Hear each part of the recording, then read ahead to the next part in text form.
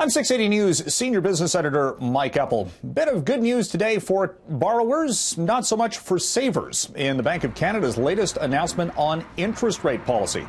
Central Bank joined other global central banks today, lowering expectations on economic growth and moving to the sidelines when it comes to moving interest rates anytime soon. For the first time since 2017, the bank, in its policy statement, did not include any reference to raising interest rates.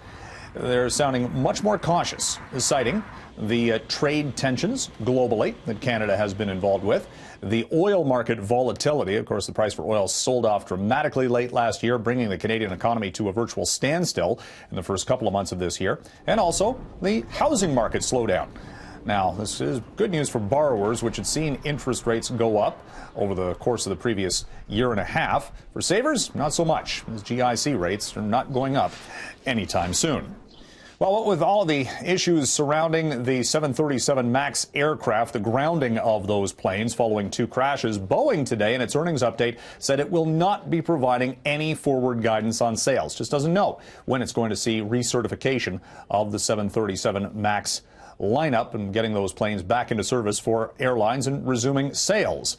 Overall, Boeing's sales did slow in the first quarter. Its profit, though, was not as bad as forecast, and the stock was up a little bit today in U.S. trading activity. Saw a record high for shares of CP Rail on Bay Street today, clearing $305 per share. This has been one of the best performing stocks over several years now on Bay Street. Today, the company's earnings had the market buying up shares of CP as the first quarter profitability rose by 25%. The biggest area of growth right now for CP and competitor CN Rail is oil by rail shipments. That helped offset all sorts of weather-related volatility in the first quarter of the year.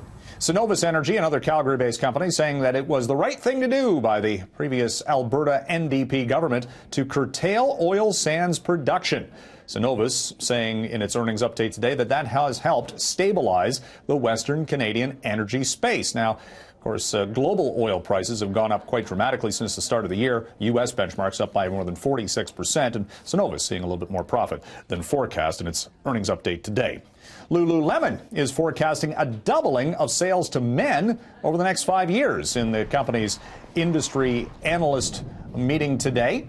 They're also looking at doubling sales via digital or online platforms, also quadrupling sales overseas in China and other places. They're also looking at getting into footwear and beauty products as Lululemon is seeing good times ahead and the stock price close to a record high.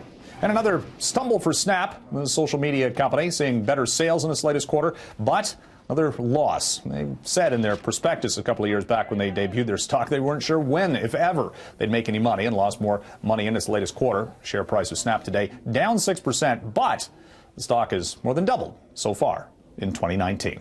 From the 680 Newsroom, I'm Mike Eppel for City News.